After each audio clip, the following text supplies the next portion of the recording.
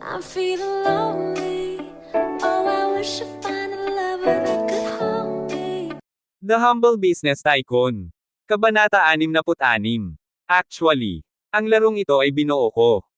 Sa ilalim ng pagtatanong ni Teacher Kyla mo, kinailangang sabihin ni Kenneth ang totoo.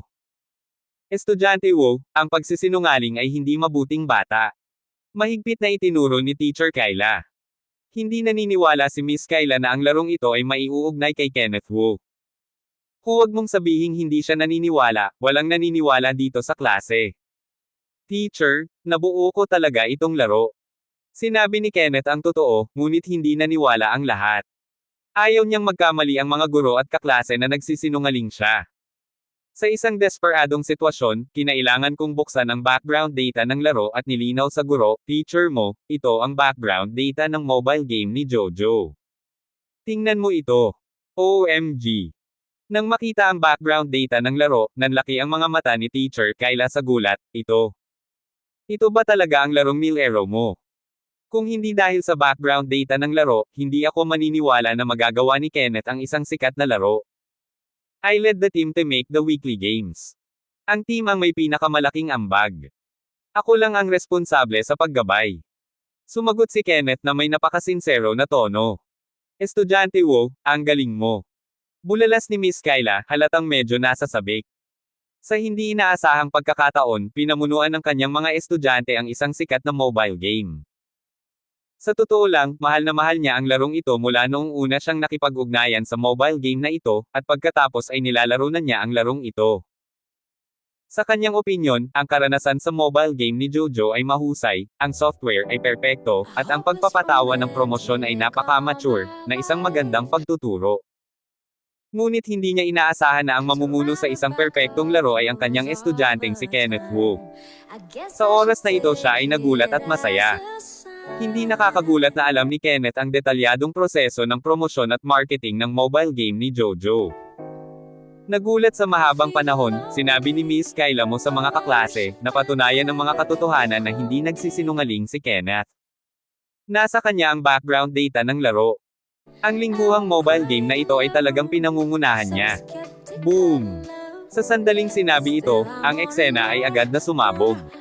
Ang mga kaklase ay hindi maiwasang magsalita. Masyadong magaling si Kenneth Wu, may kakayahan siyang bumuo ng mga laro. At nakabuo siya ng isang sikat na laro. Upang bumuo ng ganitong uri ng laro, tiyak na kailangan ang isang propesyonal na koponan, pati na rin ang malakas na teknikal na lakas at isang organisasyon ng promosyon at operasyon. Siguradong napaka-promising niya sa hinaharap. Ang lahat ng mga estudyante sa klase ay nag-uusap tungkol kay Kenneth Wu, lahat sila ay humanga kay Kenneth ng labis, at lahat sila ay pinuri ang kanyang lakas. Lalo na ang mga babaeng iyon, makikita nito ang mga mata ni Kenneth Wu na medyo infatuated. Bilang mga kasama sa kwarto at kaibigan ni Kenneth, sina Tyler Sun at Weldon Young ay parehong tila ipinagmamalaki nang malaman na si Kenneth ay gumawa ng isang larong panlibangan, at sila ay labis na masaya para kay Kenneth.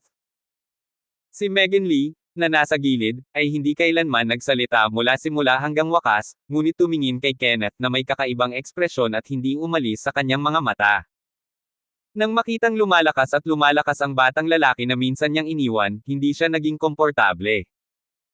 Napakahusay ni Kenneth, hindi lamang may pera sa kanyang pamilya, ngunit maaari rin siyang bumuo ng mga laro sa kanyang sarili, at siya ay napakapopular. Bakit siya napakahusay? Ang masaklap pa ay hindi niya alam kung paano pahalagahan ang ganoong kabait na bata, kaya tinapon na lang niya ito ng walang kabuluhan. Nagngangalit ang kanyang mga ngipin, lihim na nanghihinayang sa aking puso. Kung alam lang niyang napakahusay ni Kenneth, hinding-hindi niya ito pakakawalan. Nako, ano ang silbi ng pag-iisip tungkol sa mga ito ngayon? Nang palihim siyang bumantong hininga, iniangat ni Eric Zhao ang kanyang ulo at maasim na sinabi, Kenneth Wu, ang batang ito, ay nakabuo ng laro sa tulong nito. Talagang kamangha-mangha. May kailangan siyang puhunan, ikaw naman. Si Megan Lee ay nasa masamang kalooban noong una. Nang marinig niya ito, hindi niya maiwasang mapangiti. Ako. Nabulunan si Eric Zhao sa mga salitang ito, at pagkaraan lamang ng mahabang panahon ay sinabi niya, hindi man lang ako nag-abala na ikumpara ang batang ito. It's not disdain. You can't even match his toes. Isang galit na suntok ang ibinigay ni Megan Lee. Bakit siya bulag sa simula? Iniwan si Kenneth at pinili si Mr. Eric Zhao, isang walang kwentang mayaman na pangalawang henerasyon. Kung ikukumpara, talagang malayo si Eric Zhao. Hindi siya kasing kakayahan ni Kenneth, at hindi kasing lalaki ni Kenneth, at hindi gaanong mayaman kaysa kay Kenneth Wu. Ikaw. Nasira na ang mukha ni Eric Zhao. Kung hindi dahil kay teacher mo sa klase, nabaliw na siya. Manahimik ka. Ang boses ni Teacher Kyla ay agad na nagpanumbalik ng katahimikan sa klase, at ngumiti at tinanong si Kenneth Wu, "Estudyante Wu, ano ang pilosopiya mo sa pagbuo nitong lingguhang mobile game?" Hindi maiwasan ni Miss Kyla mo na tanungin ang pagdududa sa kanyang puso, ito ang sagot na gustong malaman ng lahat ng mga estudyante. Decompression, palaisipan. Nakangiting sagot ni Kenneth. Kung gayon, ano ang iyong mga pangmatagalang plano para sa mobile game na ito? Mga lihim ng kalakalan. Kung gayon hindi na ako magtatanong pa. Hindi na nagtanong pa si Teacher Kyla, at direktang pumunta sa paksang, pagkatapos ay maaari mong sabihin sa mga estudyante ang tungkol sa iyong karanasan sa promosyon at marketing. Sige po. Si Kenneth Wu ay napakaseryoso tungkol sa mga kaso ng promosyon, na lahat ay natutunan mula sa mga libro. Kaya lang, hindi ito ang mga turo sa mga ordinaryong libro sa merkado, ngunit ang mga tala sa marketing ng Wu na iniwan ng kanyang lolo. Not to mention ang mga kaklase, kahit si Teacher Kyla mo ay nakinig ng buong sarap. Pakiramdam ko ay napakakaiba ng paliwanag ni Kenneth Wu, 100 beses na mas kapana-panabik kaysa sa mga profesional na kurso ng mga lecturer na iyon. Pagkatapos magsalita ni Kenneth Wu, si Teacher Kyla ang nanguna at pumalakpak. Nagkaroon ng mainit na palakpakan sa silid-aralan. Pagkatapos ng palakpakan, inihayag ni Miss Kyla mo ang pagtatapos ng paglabas ng klase, at pagkatapos ay inutusan si Kenneth Wu, "Estudyante Wu, sundan mo ako sa opisina." Pagkatapos noon, naglakad siya patungo sa labas ng silid-aralan gamit ang mahahabang paa. Nagmamadaling sumunod si Kenneth at sinundan si teacher mo sa opisina. Isa itong independent office na may maliit na lugar, na puno ng iba't ibang libro at bulaklak. Pagpasok ko pa lang sa opisina, naamoy ko ang mabangong pabango, na halos kapareho ng kay teacher mo. Sariwa at kaaya-aya, lalo na ang masarap na amoy. Umupo. Pagkapasok sa pinto, itinuro ni Miss Kyla mo ang katapat na sofa, pagkatapos ay nagsalin ng isang tasa ng tsaa at iniabot ito, "Uminom ka ng tubig." "Salamat teacher mo." Kinuha ni Kenneth ang tasa ng tsaa na flattered. Ito ang unang pagkakataon na nagbuhos si teacher mo ng tsaa para sa kanya. Maaaring masyadong kinakabahan ito, at dahil dito, biglang hinawakan ng magkabilang kamay ang mga kamay ni teacher mo. "Oo. Pasensya na." Nagmamadaling binawi ni Kenneth Wu ang kanyang mga kamay sa takot, kinuha ang tasa at binaliktad niya, at ibinuhos ang tsaa sa binti ni teacher mo. "Ano?" Napasigaw si teacher mo nang mapaso siya ng tsaa. "Teacher mo, pasensya na po." Hindi inaasahan ni Kenneth na mangyayari ang ganoong aksidente, at nagmamadaling pinunasan ang tsaa sa katawan ni teacher mo. Sa kabutihang palad, ang temperatura ng tsaa ay hindi mataas, at hindi ito nasunog si teacher mo. "Kenneth Wu, anong ginagawa mo?" Namula si Miss Kyla, at nagmamadaling tinakpan ang kanyang katawan ng kanyang mga kamay, na may labis na nakakahiyang ekspresyon sa kanyang mukha. Kabanata 67. "Oo. Pasensya na." Nagmamadaling binawi ni Kenneth ang kanyang mga kamay sa takot, hindi pa banggitin kung gaano kahihiyan ang ekspresyon ng kanyang mukha. Originally nag-aalaga lang na magpunas ng tubig para kay teacher mo, hindi ko na malaya na sobrang hindi magandang tingnan ang aksyon ngayon. "Ikaw." Kinagat ni Miss Kyla mo ang kanyang lobby at gusto siyang pag-alitan, ngunit isinubo niya iyon pabalik sa kanyang mga lobby. Alam niya na hindi sinasadya ni Kenneth ang kanyang nagawa ngayon, ang aksyon na iyon kanina ay isang hindi sinasadyang pagkakamali.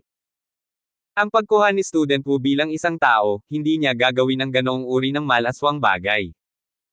Pinakalma niya ang kanyang isipan at sinabi, hawak ang frame ng guro, "Estudyante Wu, huwag kang magagalit sa hinaharap. Gawin mong mabuti ang mga bagay, unawain mo. Intindihin. Maupo ka muna, lilinisin ko ang mga basag na piraso ng tasa." Pagkatapos sabihin ito ni Miss Kyla, yumuko siya para kunin ang mga sirang piraso. "Teacher mo, hayaan mo akong pumunta." Natural na hindi maaaring hayaan ni Wu Tian si teacher mo na gawin ang ganitong uri ng bagay, at nagmamadaling pinulot ang mga labi sa lupa. Nang bumangon siya, aksidenteng natama ng ulo niya ang balikat ni teacher mo, dahilan para matamba si teacher mo sa lupa. Tama. I'm sorry. Nagmamadaling pumunta si Kenneth kay teacher mo sa takot. Bilang resulta, natapakan niya ang mga piraso ng tasa, nadulas ang kanyang mga paa, at diretsyong nahulog kay teacher mo. Well. Sumigaw si teacher mo, ang kanyang magandang mukha ay namula sa kahihiyan sa isang iglap. Ito ang pangalawang beses na nagkaroon siya ng pisikal na pakikipag-ugnayan kay Kenneth, at sa pagkakataong ito ay mas masakit at napahiya siya.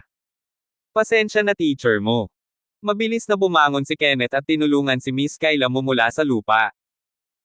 Natagpuan ko na si Miss Kayla sa oras na ito, ang buong pisngi ay namumula na halos kasing tingkad ng dugo, kasing ganda ng isang malaking mansanas na may bahid ng dugo. Ahem. Si Miss Kayla ay umubo ng 2 beses, at nagmamadaling itinulak si Kenneth palayo, umatras at lumayo sa bata. Tumibok ang puso na parang USA. Gaano man siya kabagsik at kahigpit karaniwan, siya ay isang babae, at ang 2 karanasan ay nagpahiya sa kanya. Ang kapaligiran sa opisina ay lubhang hindi maliwanag at nakakahiya. Tahimik pa rin ang 2, at nahihiyang tumingin sa isa't isa, tila nagyelo ang hangin.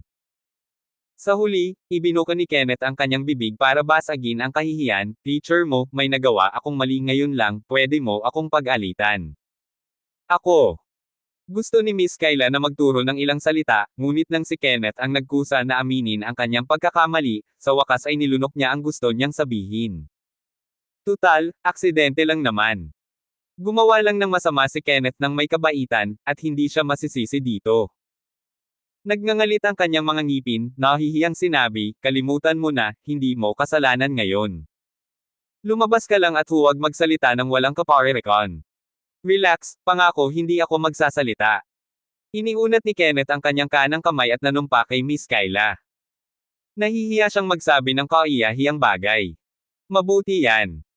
Itinaas ni Miss Kayla mo ang kanyang ulo at sinulyapan si Kenneth, ang kanyang orihinal na kalmadong mukha ay muling namula.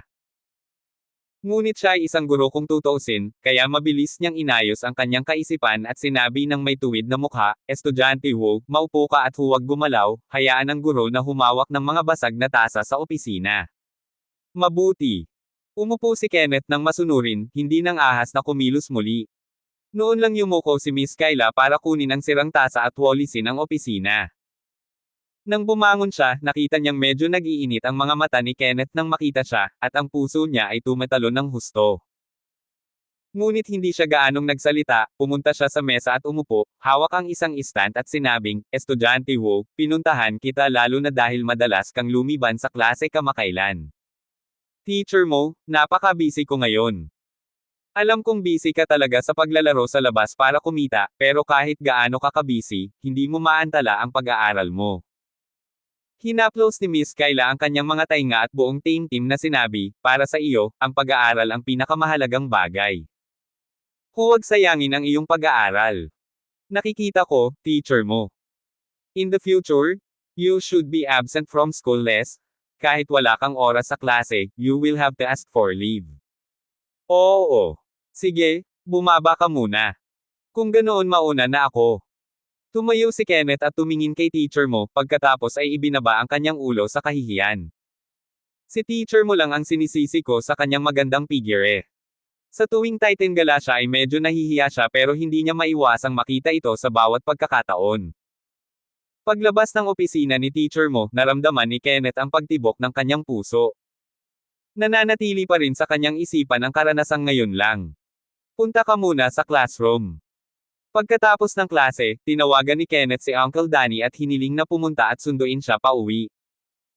Pagkasakay sa kotse, nakita ni Kenneth na hindi masyadong maganda ang mukha ni Tio Danny, at hindi niya maiwasang magtanong, Tito Dan, may problema ka ba? Hindi. Medyo tuso ang mga mata ni Mr. Danny Leo, halatang may problema siya at ayaw sabihin. Tito Danny, baka may problema ka. Hindi talaga. Beep. Bago pa matapos magsalita si Mang Danny, tumunog ang telepono sa kanyang bulsa.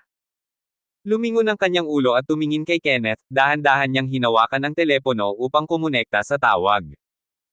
Matapos sagutin ang telepono at sabihin ang ilang mga salita, ang kanyang mukha ay nagbago ng husto. Tito Dan, anong problema? Nang makitang natapos na ni Mang Danny ang tawag, hindi napigilan ni Kenneth Wu na magmadaling magtanong. Nabugbog ng anak ko ang mga kaklase niya sa school. Sa ngayon, masasabi lang ni Mang Danny ang totoo. Narinig kong tumawag ang guro at sinabing may problema ang anak ko sa paaralan. Ayokong sabihin kay Boss Wu ang tungkol dito. Sa hindi inaasahang pagkakataon, may nakabangga ang anak ko sa school. Si Hao Hao nataman ang isang kaklase. Tama. Nasugatan ba si Hao Hao? Hindi. Don't worry, punta muna tayo sa school para tingnan ang sitwasyon. Dahil alam niyang hindi nasaktan si Hao Hao, gumaan ang pakiramdam ni Kenneth. Boss, pasensya na, dahil naantala ni Hao Hao ang iyong negosyo. Huwag ka na magsalita, pasok ka muna sa school. Oo. Tumango si Mang Danny at pinaandar ang sasakyan papuntang Chang'an Primary School.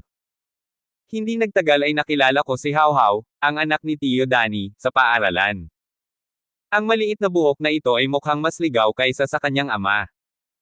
Sa sandaling makita ni Tio Dan ang kanyang anak, siya ay may itim na mukha at handang sumulong at turuan siya ng leksyon. Sa huli, pinigilan siya ni Kenneth, Uncle Dan, huwag magmadaling magalit, tanungin mo muna kung ano ang sitwasyon.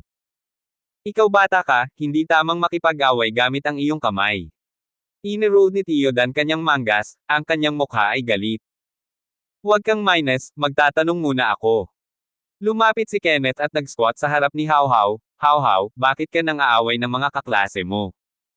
Pinagalitan ako ni Xiao Jia, isa daw akong rural beach. Pinagalitan din niya ang tatay at nanay ko, kaya sinimulan ko siyang bugbugin. Kinagat-kagat ni Hao Hao ang kanyang bibig. Nang marinig ito, medyo nawala ang galit ni Mr. Danny Liu. Hindi niya inaasahan na lalaban ang kanyang anak para protektahan ang dignidad ng matandang mag-asawa. Mabuting bata. Hinawakan ni Kenneth ang mukha ni Hao Hao at ngumiti at nagyabang, wala kang ginawang mali. Alam mo kung paano gamitin ang iyong mga kamao upang protektahan ang dignidad ng iyong sarili at ng iyong mga magulang. Nang malaman ng dalawa ang tungkol sa sitwasyon mula kay Hao Hao, hinailan ng isang nasa katanghaliang gulang na babae na may salamin ang isang batang lalaki palabas. Magulo ang damit ng bata, halatang bogbog ang mukha, at kinukusot pa ang mga mata at umiiyak, ilong. Hindi mo na kailangang magtanong para malaman na ang batang ito ay binugbog ni Hao Hao, na pinangalan ng Xiao Jia. Ang babaeng nasa katanghaliang gulang na nakasuot ng salamin ay ang kanilang guro na si Teacher Fang. Kabanata 68. Dinala ni Teacher Fang ang batang si Xiao Jia at tinanong si Mang Danny Liu, ikaw ba ang ama ni Hao Hao Liu? Oo, ako ito. Nakangiting tumugon si Mang Danny at tumango. Paano mo pinapaaral ang iyong mga anak?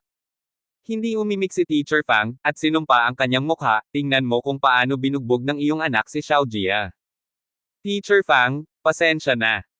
Ang iyong anak, tulad mo, ay isang rural dumpling at wala siyang pinag-aralan. Ang tono ni Teacher Fang ay malupit, at hindi siya nagpakita ng anumang awa kay Mang Danny. Pinisil ni Mang Danny ang kanyang mga kamao at hindi nagsalita, at nilunok ang masamang hininga sa kanyang puso na may pagpipigil sa galit. Pagkatapos ng lahat, siya at ang kanyang pamilya ay inilipat mula sa kanayunan.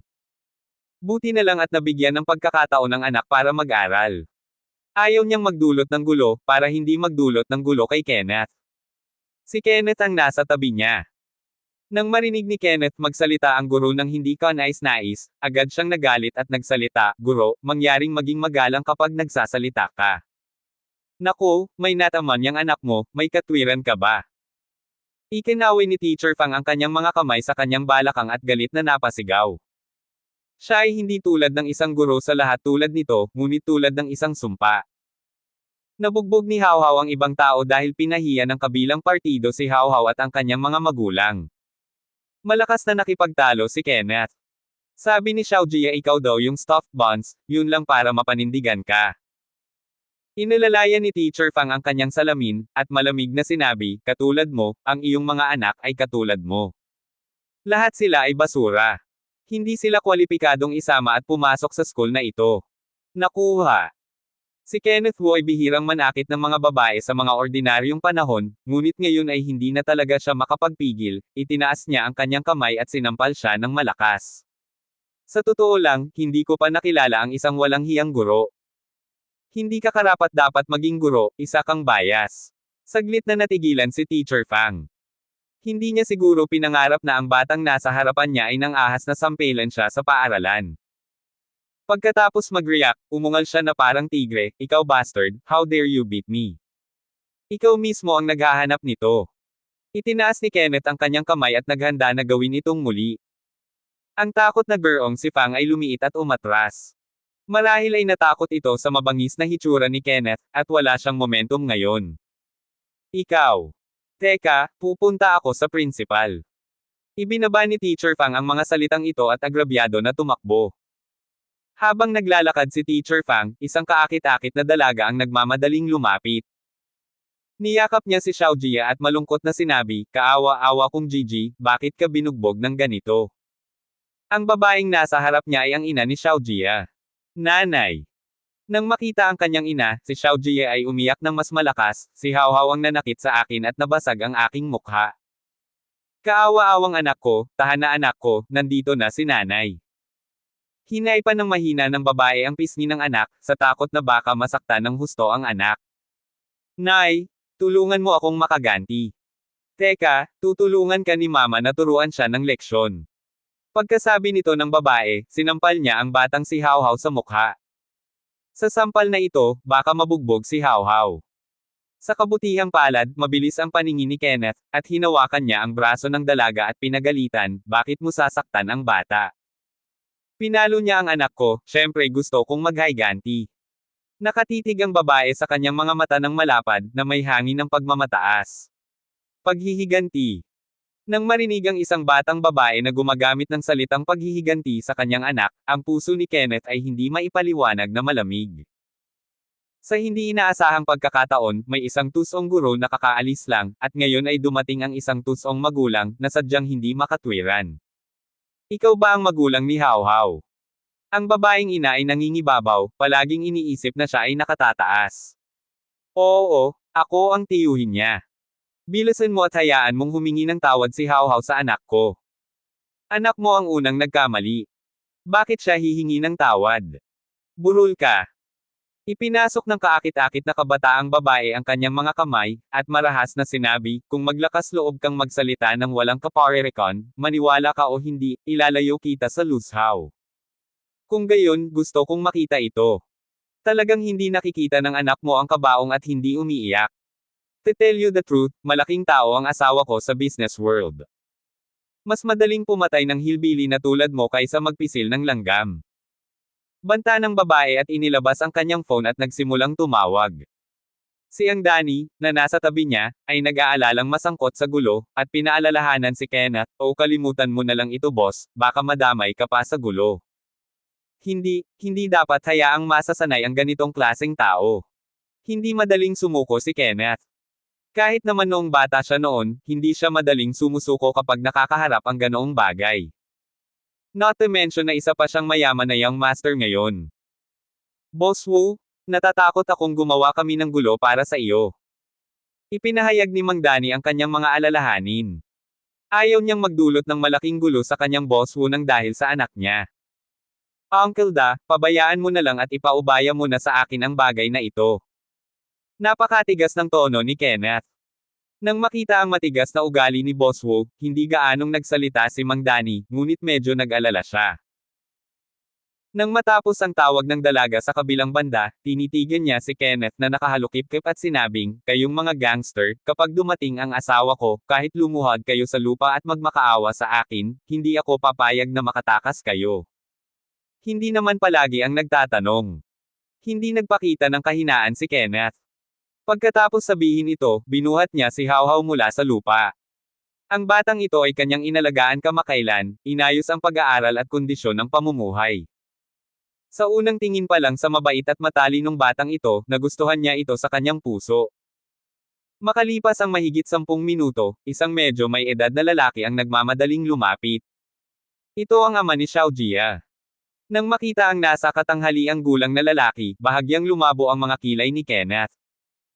Ang lalaking ito ay walang iba, kundi si Miguel Cao, ang boss ng HSBC Media, na nakilala niya noon sa Global International Club.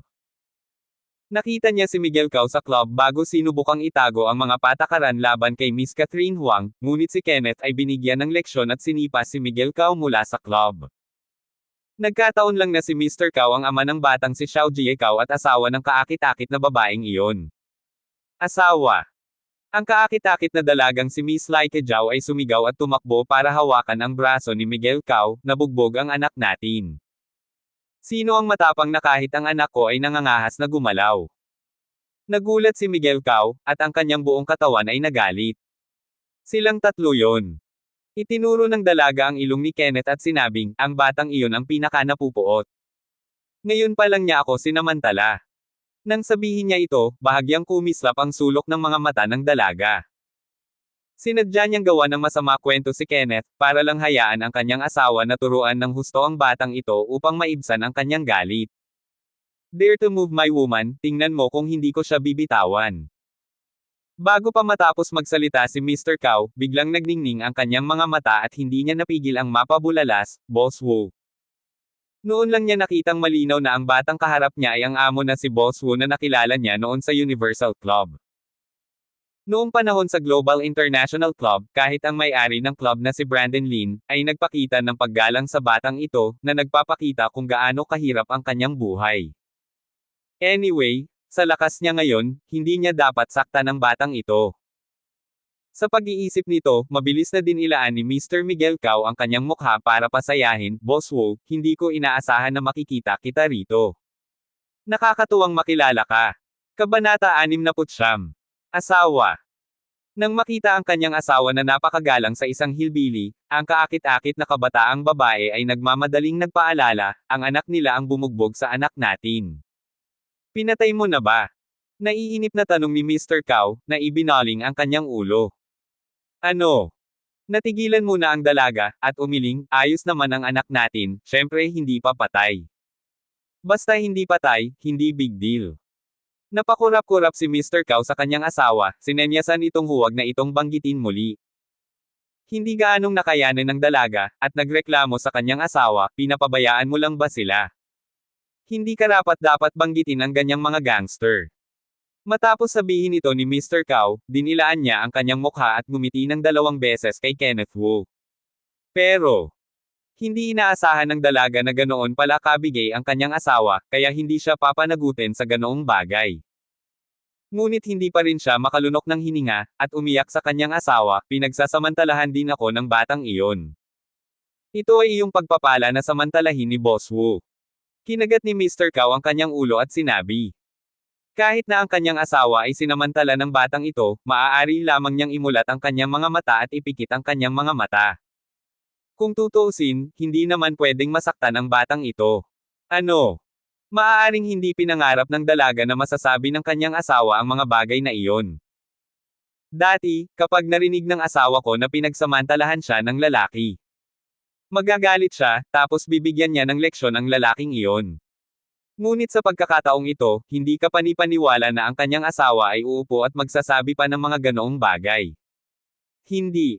Sinabi ng dalaga na nakaakbay ang kanyang mga braso, habang itinuro ang ilong ni Kenneth, nag-aatubili, hinding-hindi ko pababayaan ang batang ito ngayon. Sa anumang kaso, tuturuan ko siya. Nakuha. Malakas na sinampal ni Miguel Cao ang mukha ng dalaga at nagmura, pwede bang itigil mo na ang paggawa ng gulo para sa akin? Binigyan ko ng maraming kindat si Mrs. ngayon lang, pero hindi nakinig si Mrs., nagpagulong-gulo pa siya dito. Kung ma-offend ulit si Boss Wu, talagang walang bunga iyon. Asawa, nabuli kami ng anak ko. Bakit mo ako papatulan kung hindi mo kami tutulungan? Galit na galit ang dalaga. Ito ay walang iba kundi ang pananakot ng mga tagalabas, at ngayon kahit na ang kanyang asawa ay binubugbog siya, na nararamdamang agrabyado hanggang sa kamatayan. Wife, may naiintindihan ka ba, yang bata, hindi natin kayang bayaran. Bulong ni Miguel Cao, ibinaba ang ulo sa tenga ng dalaga. Husband, nakakapagbiro ka talaga, ano ang hindi mo kayang maging hamak sa walang lasa na tanga? Alam mo kung anong umutot? Pinandilatan ni Miguel Cao ang dalaga at bangulong, ang batang iyon ay isang nakatagong amo, at kahit ang may-ari ng Universal Club ay hindi nang ahas na saktan siya. Ano? Pagkarinig nito ay bahagyang humigpit ang ekspresyon ng dalaga. Pakinggan lamang si Miguel Cao na patuloy na nagsasabi, sa lakas ng kabilang partido, kung masaktan natin siya, natatakot ako na ang kumpanya natin ay hindi maitawid. Hoy! Labis na nanginig ang puso ng dalaga, para siyang tinamaan ng pamalo. Inikot ang kanyang ulo at dahan-daang tumingin kay Kenneth, hindi niya inaasahan na ang batang lalaki sa kanyang harapan ay mukhang malabo, at ang mga puwersa sa likod niya ay napakalakas. Accidentally, she actually offended such a cheating big man. Sa pag-iisip na ang puwersa sa likod ng entablado ay napakatigas, medyo natatakot siya sa kanyang puso, sa takot na magdulot ng gulo sa kumpanya. Tingnan mo ang mukha ko at kumilos ka. Sinabi ni Miguel Cao sa kanyang asawa, tumalikod at ngumiti kay Kenneth para pakiusapan, Boss Wu, aksidenteng nasagasaan ka ng asawa ko, hahayaan ko siyang humingi ng tawad sa iyo. Pagkatapos nito, kinindatan niya ang asawa.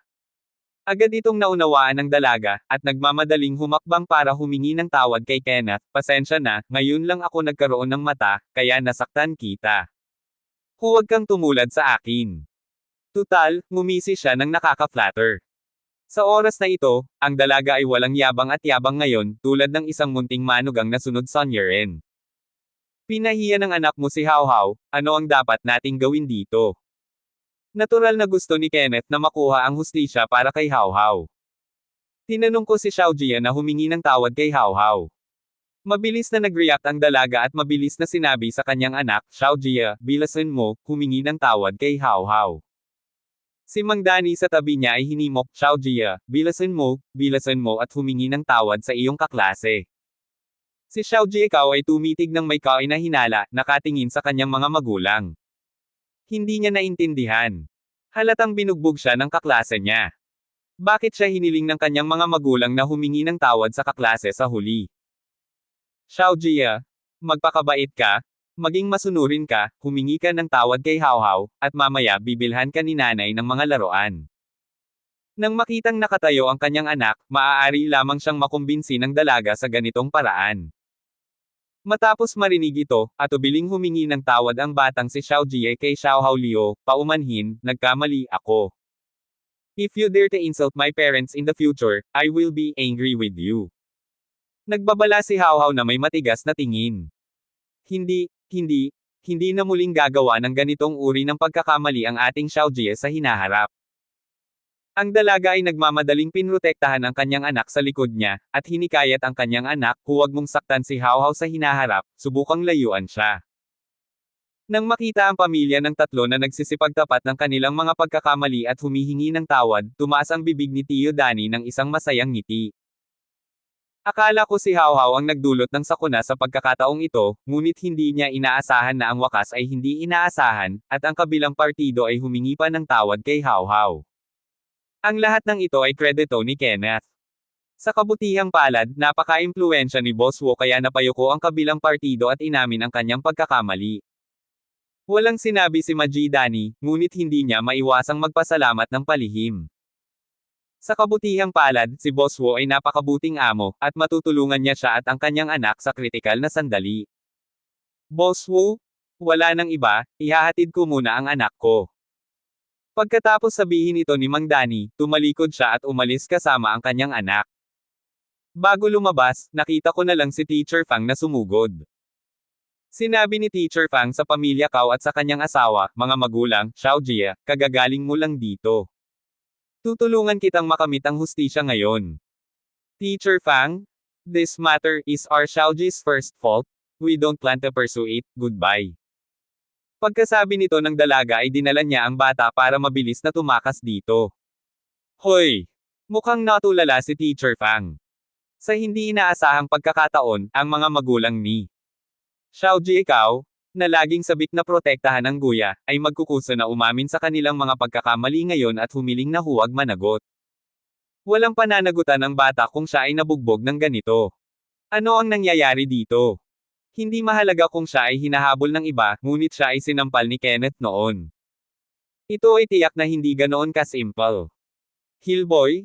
Dare to hit me? Wait for the principal to come over and see how he cleans up you.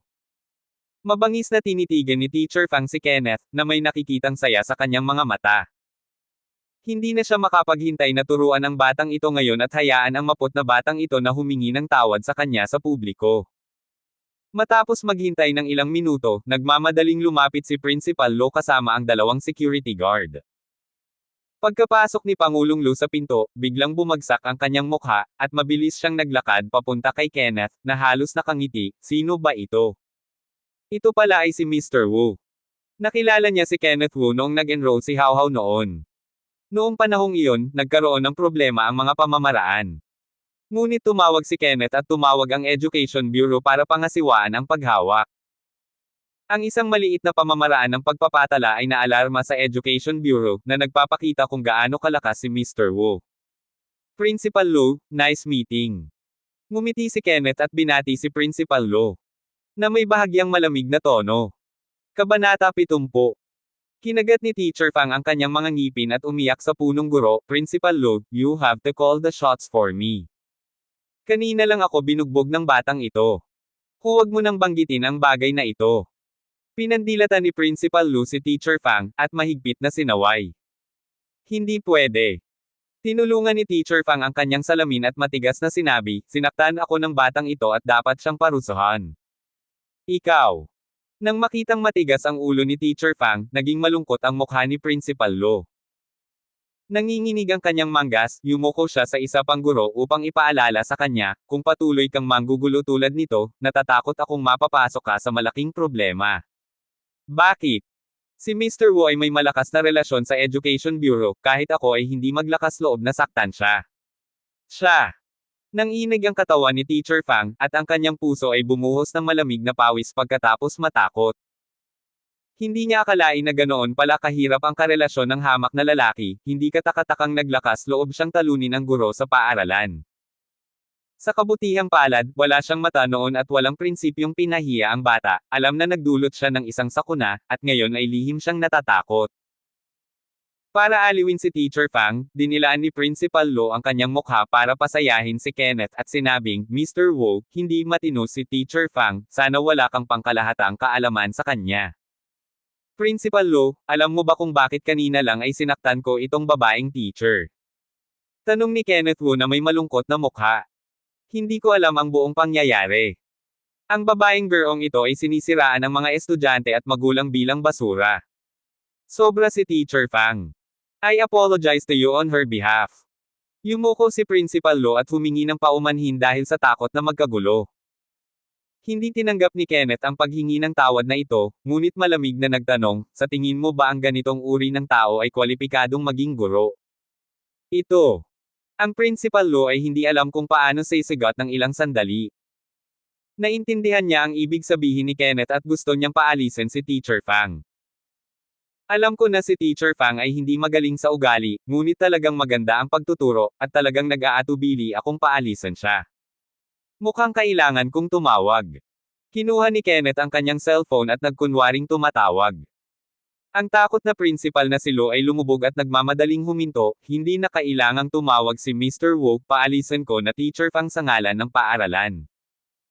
Ayaw niyang makaabala ito sa Education Bureau, at ang paaralan ay kailangang maparusahan sa oras na iyon. Isang desisyon ang ginawa kaagad pagkatapos ng pagngangalit ng kanyang mga ngipin. Ibinaling ang kanyang ulo, ang isa pang guro ay nagsabi, ikaw ay pinatalsik sa paaralan. Mula ngayon, wala kang kinalaman paaralan. Principal Lu, alang-alang sa walang sawang pagtuturo ko, bigyan mo naman ako ng isa pang pagkakataon. Alam ni Teacher Fang na darating ang mga paninda, at nagmamadaling nakiusap. Og! Bahagyang napabuntong hininga si Principal Lu, mukhang walang magawa. Ayaw din niyang sibakin si Teacher Fang, para lang sisihin si Teacher Fang sa mga taong hindi dapat masaktan. Si Teacher Fang ay isang matalinong tao, at siya ay mabilis na namagitan kay Kenneth Wu. Mr. Wu, mali ako noon.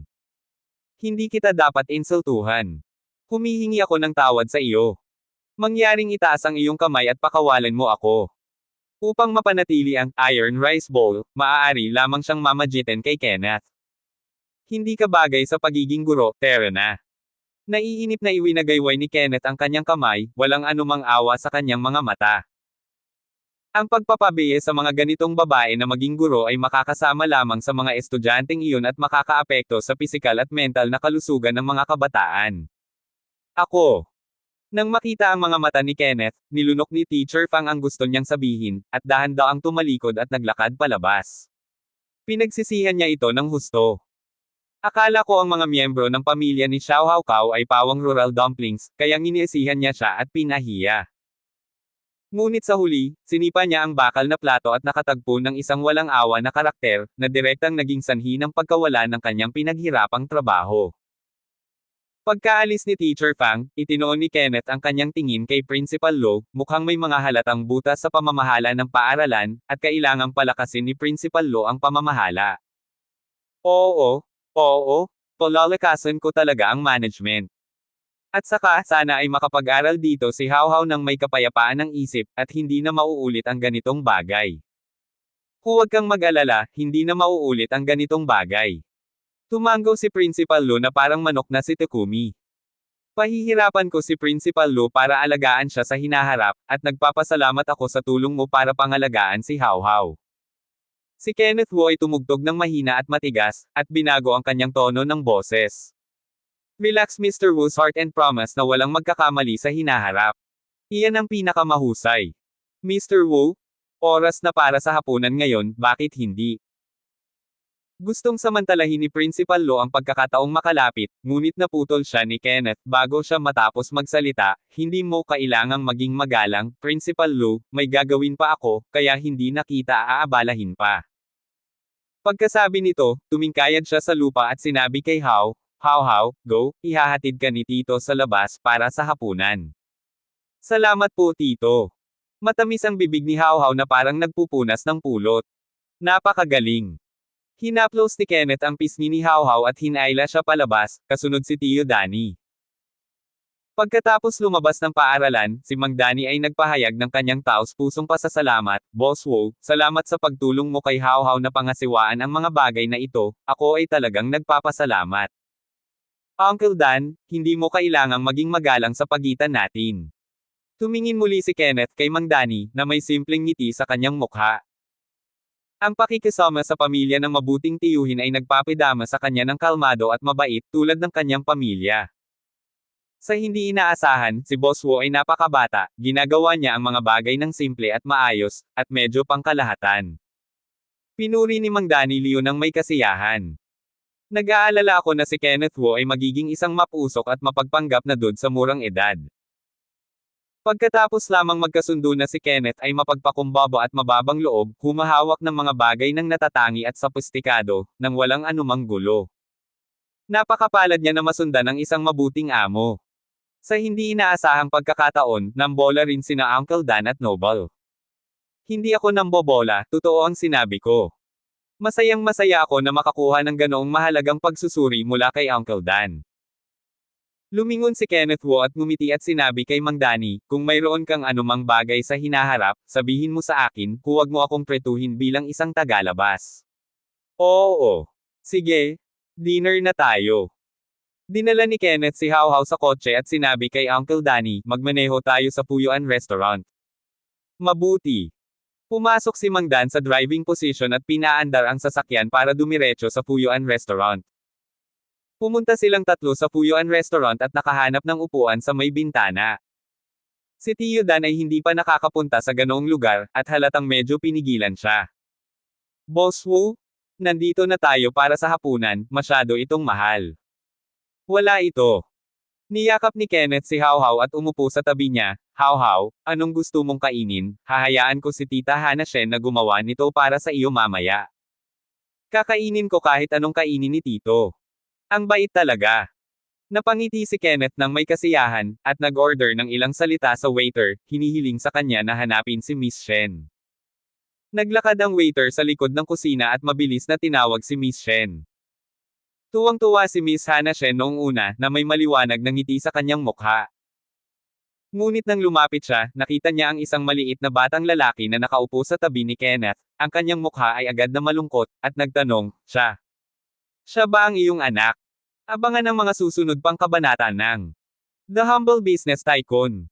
For more updates, please subscribe to my YouTube channel. And don't forget to like and share. Thanks for your support.